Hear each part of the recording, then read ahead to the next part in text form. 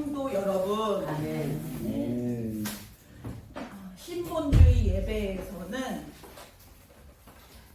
우리 예수님께서 말씀하셨듯이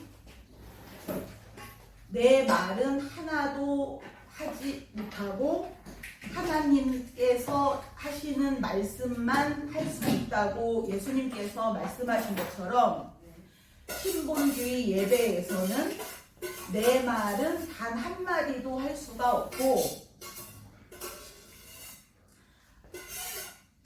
내 말을 하려고 하면 말이 스톱이 되고 말을 꺼낼 수도 없고 하나님 말씀이 시작되면 그때부터 입이 떨어지는 그것이 바로 신본주의 예배입니다.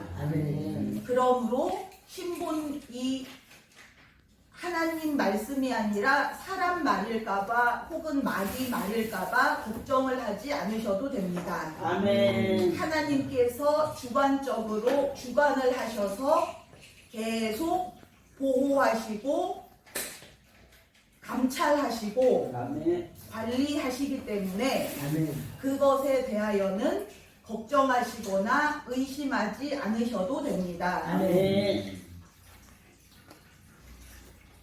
지난 시간에 왕에 대하여 말씀을 드렸는데 왜 왕이 중요한가? 그냥 하나님께서 나중에 다 다스리시면 혼자 다스리시면 되시지 왜 또 왕을 세우시나? 그런데 그것이 하나님의 법이고 하나님의 뜻이고 하나님이 원하시는 소원입니다. 아멘. 내 자녀가 왕이 되는 것이 하나님의 소원입니다. 아멘. 왕인 아버지는 하루빨리 내 자녀가 장성하여서 이 왕의 보좌를 아들에게 물려줘서 그 아들이 내 뒤를 이어서 나라를 잘 다스리고 나처럼 이 나라에 아무 문제가 없게끔 사람들이 배골치 않고 백성들이 풍요롭게 문제 없이 나라에 아무 변고 없이 전쟁이 나지 않고 항상 이김과 승리로만 항상 유지되는 그런 나라를 그 자녀에게 물려주는 것이 아버지인 왕의 소원입니다. 아멘. 그래서 그 자녀들이 다 왕이 되고 특히 그 아버지를 꼭 빼닮았다고 아버지인 왕이 다스릴 때처럼 그 백성들이 그 아들을 칭송하고 좋아하고 사랑하고 존경하는 그런 그 자녀가 그런 왕이 되기를 소원하는 것이 아버지의 마음입니다. 아멘. 그런데 그 아들이 망나니이거나 부족하거나 지혜가 없거나 악한 왕이면은 그 나라가 곧 망하기 때문에 그 나라가 망하는 것을 원치 않아서 그 자녀가 왕이 되기 전에 왕으로서의 자질을 잘 갖추고 지혜를 많이 받고 능력이 충만하고 아무런 부족함이 없고 부유하고 건강하고 젊고 쌩쌩한 그런 왕이 되어서 그 하나님의 나라를 잘 다스리고 지혜롭게 다스리고 의롭고 공정하게 잘 다스리는 아무 문제가 없게 그렇게 잘 다스리는 것이 하나님의 소원입니다. 그래서 하나님이 가시는 곳마다 보좌를 만들기를 기뻐하시고 천국에도 보좌가 있고 저 새 예루살렘에도 보좌가 있고 천년 왕국에도 보좌가 있고 그렇게 하나님이 보좌를 만들기를 항상 기뻐하시는 이유가 그 자녀가 나와 같은 왕이 되기를 원하셔서 그렇게 이 자녀를 왕으로 세우기 위하여 그렇게 보좌를 만드시는 것입니다. 아멘. 이 왕이 악하거나 부족한 경우에는 그 나라가 흔들흔들하고 망하기 때문에 그 나라가 견고하게 서게 하기 위하여 왕을 완벽한 왕으로 아멘. 의롭고 공정하고 지혜로운 완벽한 어느 한 가지도 부족하지 않은 그런 완벽한 왕으로 만드시기 위하여 지금 이 세상은 세상 임금 마귀가 왕이지만 이제 하나님께서 그 권세를 다 무너뜨리시고 다시 새롭게 세우시는 그 새로운 나라에서는 하나님께서 왕이실 뿐만 아니라 그 자녀들을 왕의 보좌에 앉히셔서 왕으로 계속 쓰시기 위하여 그렇게 하나님께서는 구상 중입니다. 아멘. 그것은 실전이고 실제이지 조금도 어린이 책에 나오는 그런 동화나 뜬구름 잡는 그런 망상적인 얘기가 아니고 그것은 실제입니다. 하나님이 왕이신 것처럼 하나님께서 보좌에 앉아 계신 것처럼 우리가 보좌에 앉는 왕이 되어야 하는 것도 실제이고 실전입니다. 아멘.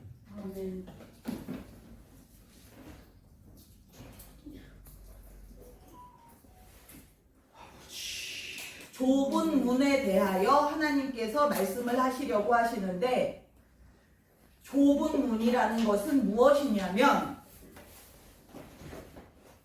좁은 길에 서 있는 사람, 좁은 길을 가는 사람, 하나님의 뜻대로 가는 사람은 고난이 아예 없고 아예 문제가 터지지 않고 그것이 아니고 그 좁은 길을 가는 곳곳마다 첩첩산중으로 언덕도 있고 산도 있고 골짜기도 있고 절벽도 있고 만날 수밖에 없습니다. 벽도 높은 벽으로 그렇게 쌓여져 있는 벽을 맞닥뜨리는 수밖에 없습니다. 왜냐하면 회개가 아직 다 안 끝났고 저주 마귀가 아직 해결이 완전히 된 것이 아니기 때문에 그 길에는 계속해서 또 벽으로 아무리 내가 좁은 길을 지금 걷고 있더라도 문제가 또 나타나기도 하고 또 나타나고 그 다음 문제가 또 나타나고 그것이 계속 있을 수밖에 없습니다. 그런데 우리가 회개가 되면 될수록 마귀 저주가 해결을 받으면 받을수록 그런 첩첩산중이 하나씩 무너지는 것입니다. 그래서 평지가 되는 것입니다. 세례 요한조차도 너는 길을 평탄케 하라고 하나님께서 사명을 주셨습니다. 그 위대한 세례 요한조차도 그 앞길에는 첩첩산중처럼 해결을 해야 할 것이 많았던 것입니다. 우리도 마찬가지로 해결을 해야 될 것이 그렇게 많이 있습니다. 그러면은 좁은 길을 가는 보람이 무엇이냐? 좁은 길을 간다고 좋은 점이 무엇이냐? 좁은 길을 가더라도 벽이 계속 세워져 있고 산이 계속 있는데 앞길을 가로막는 바위가 있기도 하고 돌뿌리가 있기도 한데 덫이 있기도 한데 그러면은 좁은 길을 가는 사람이나 넓은 길을 가는 사람이나 무슨 차이가 있냐? 넓은 길을 그러면은 가도 되지 않냐?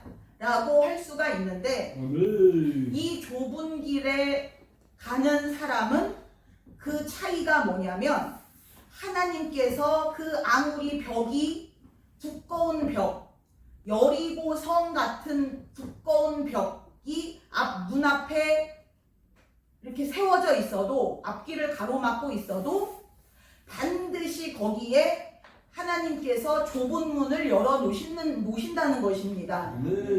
좁은 문이라는 것은 인생에 그냥 좁은 문 한 번 통과하면 끝, 구원 그것으로 끝이 아니고 계속해서 그 앞길에 장애물이 있고 벽이 쌓여 있는데 그 벽마다 산마다 하나님께서 좁은 문을 반드시 만들어 놓으셨다는 것입니다. 그러니까 하나님 뜻대로 좁은 길을 가는 사람은 반드시 그것의 해결 방법을 하나님께서 가르쳐 주신다는 것입니다. 단 한 번도 하나님께서 이거는 방법이 없어, 이거는 불가능하니까 이거는 할 수 없이 너가 그냥 참고 살아, 30년 40년 앞으로 하나님 나라 가는 날까지 이거는 너가 떠안고 살아 하는 것이 하나님께는 하나도 없고 반드시 좁은 문이 반드시 있습니다. 넓은 길에는 문이 없지만 좁은 길에는 좁은 문이 반드시 있습니다. 그러므로 하나님께 도움을 구하고 하나님께 그 매순간 하나님께 부탁을 하고 하나님의 도움을 받으면 한 가지도 해결이 안 되는 것이 없고 반드시 하나님께는 해결 방법이 반드시 있습니다. 그것이 좁은 문입니다. 요한계시록에 나오는 열린 문을 내가 열어놨다고 예수님께서 말씀하시는 그 열린 문, 내가 열면 닫을 자가 없고 하는 그 열린 문, 그것이 바로 좁은 문, 반드시 하나님께서 열어주시는 문입니다. 인생에 있어서 단 한 가지도 하나님께서 못 여시는 문이 없고 반드시 그 출구가 있습니다. 그것을 통과할 수 있는 출구가 있습니다. 우리가 마귀를 해결받고 저주를 해결받을 때까지는 미처 못하는 그 때는 하나님께서 그렇게 문들을 계속해서 만들어 놓으신 것입니다. 하나님 믿는 재미가, 하나님 믿는 좋은 점이 뭐냐? 안 믿는 사람과 차이가 뭐냐? 넓은 길 가는 사람과 차이가 뭐냐? 그것은 바로 100% 하나님께서 그 해결 방법을 갖고 계시다는 것입니다.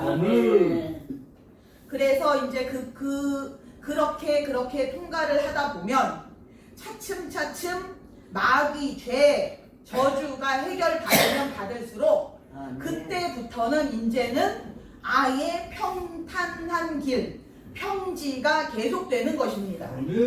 세례 요한에게도 하나님께서 세례 요한을 쓰시기 전에 너가 먼저 길을 평탄케 하라. 그래서 그 길이 평지가 되게 하고 하나도 방해거리가 없게 하고 마귀나 저주가 틈을 타지 못하게 미리미리 그것을 기도로 다 해놔라 라고 하나님께서 명하셨지만 그것에 대하여 세례 요한이 미처 다 하지를 못했기 때문에 문제들이 계속됐던 것입니다. 우리는 그 성경을 보고 교훈을 삼아서 그렇게 세례 요한처럼 살라고 성경을 쓰신 것이 아니고 세례 요한이 저지른 실수를 보고 그 실수를 너희는 하지 말라고 성경을 쓰시는 것입니다. 세례 요한이 한 거는 100% 다 해라. 그것이 하나님의 목적이 아니고 성경의 모든 내용은 다 너희의 교훈을 위하여 쓴 것이라고 하셨는데 그렇게 성경에 나오는 모든 하나님께서 쓰신 사람들의 실수를 보고 그 사람들이 방해받는 것을 보고 그것을 너희는 받지 말라고 중간에 그 방해를 받고 쓰임받는 게 스톱이 된다던가 말년이 비참해진다든가 질병 때문에 힘들게 약하게 살다가 그냥 죽는다든가 쓰임도 못 받고 죽는다든가 그런 일이 없도록 하나님께서 하나부터 10가지, 100가지, 10,000가지를 다 이 성경을 비춰보고 거기에 있는 것이 100% 내게 있다는 것을 알고 그것이 내게는 일어나지 않도록 나는 그 실수를 하지 않도록 나는 그것 때문에 중간에 쓰임받는 것이 영영 스톱이 되지 않도록 천국 가는 것이 이렇게 스톱이 되지 않도록 좁은 길에서 앞에 장애물 그 벽 때문에 앞으로 나가는 것이 완전히 스톱이 되지 않도록 그것을 해결받도록 하는 것이 하나님께서 우리에게 성경을 주신 목적입니다.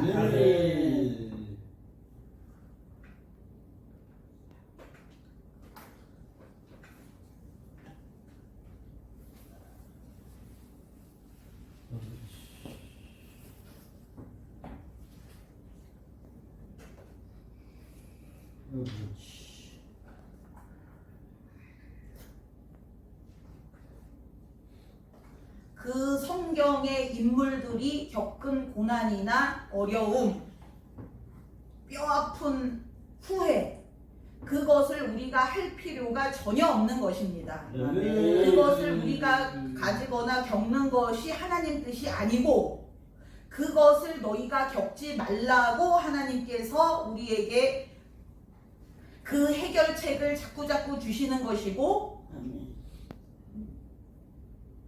성경도 주시고 말씀도 주시고 설교도 주시고 기도도 주시고 모든 것이 합력하여 선을 이루는다는 말씀이 바로 그것입니다.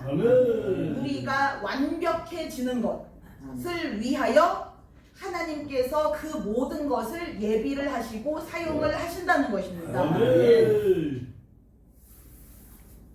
오늘 말씀해 보시면 예수님께서 내가 문 밖에 서서 문을 두드린다고 하셨습니다. 그게 우리가 배우기를 그냥 우리의 마음 문에 밖에서 예수님께서 똑똑똑 두드리시고 우리가 예수님 초청해요, 예수님을 영접해요 하고 영접 기도를 하면 예수님께서 들어오셔서 우리가 구원을 받는다.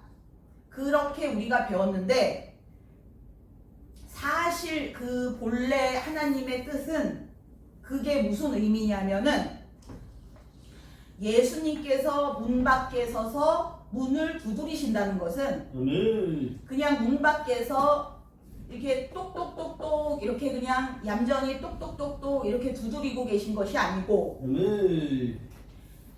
온 힘을 다하여서 밖에서 우리는 마귀가 우리 속에서 여리고 성보다도 더 견고하고 큰 성을 철벽으로 된 큰 성, 견고한 성, 어느 누구도 깨뜨릴 수 없는 그런 성을 마귀가 우리 속에 세웠습니다. 그 성 밖에서 예수님, 천사들이 온 힘을 다하여서 미사일로, 다이너마이트로, 쇠망치로 그거를 어떻게든 깨뜨리려고 깨뜨리고 그 속이 어떤 그 성이 속이 어떤 상태냐면 여러분이 혹시 캄캄한 빛이 한 점도 안 들어오는 캄캄한 암흑 속을 한번 들어가 보신 적이 있으신지 모르겠는데 빛이 안 보이는 한 치 앞도 안 보이는 내가 내 눈앞에 손을 놔둬도 내 손이 안 보이는 그런 어둠 속에 한번 들어가 보신 적이 있으신지 모르겠는데 그런 어둠입니다. 그 성이라는 것은 그런 어둠, 흑암, 지옥을 방불케 하는 그런 흑암입니다.